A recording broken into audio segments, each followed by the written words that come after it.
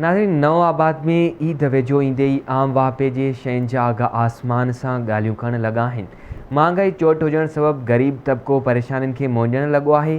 वधीक तफ़सील ॾिसूं था मोतीराम जी हिन रिपोर्ट में।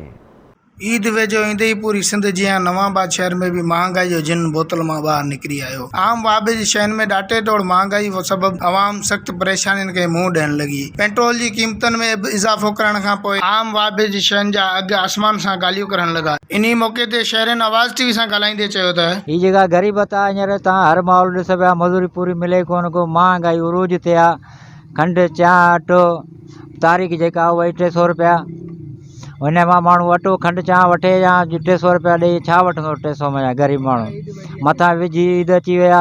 ग़रीब माण्हू हाणे कपिड़नि जी कयूं या ईद सामान जी कयूं, के माण्हू करे त कहिड़ी शइ जी करे। ॾींहं में 200 रुपया ख़र्च कयूं, 400 रुपया, पोइ केॾां वञूं। बचा सुरनि में, असां सुरनि में पढ़ाई किथां करायूं उन्हनि जी। हर शइ जी महांगाई लॻी पई आहे। एतिरी महांगाई थी जो सम्झ में कोन थी अचे शाम जो असां खाइण लाइ पीअण लाइ वठी छा वञूं।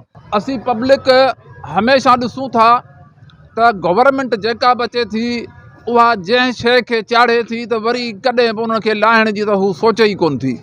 ऐं असां ॾिठो आहे त जीअं इमरान ख़ान गवर्नमेंट संभाली आहे त महांगाई जो हिकु तूफ़ान बर्पा थियल आहे। वरी हींअर ताज़ो इहो थियो आहे त नवां रेट जेके से तेल चाढ़िया विया आहिनि। पेट्रोल उहा इस्म आहे जंहिंजे महांगे थियण सां, पेट्रोल डीज़ल जे महांगे थियण सां ऑटोमेटिक हर शइ महांगी थिए थी।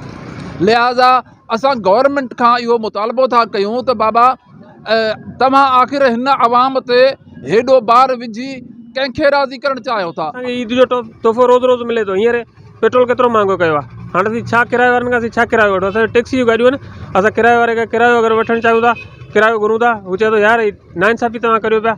भई असां छा नाइंसाफ़ी करियूं। ज़रूरत इन ॻाल्हि जी आहे त ॾींहों ॾींहुं महांगाई वधण सबबि ग़रीब आवाम ख़ुदकुशियूं करण ते मजबूर आहे। इन्हनि आला हुक्मराननि सां अपील कई आहे त महांगाई ते कंट्रोल करे ऐं ग़रीब आवाम खे रिलीफ फराहम कयो वञे। कैमरामैन गुलामदीन सां गॾु मोतीराम, आवाज़ टीवी न्यूज़, नवाबाद।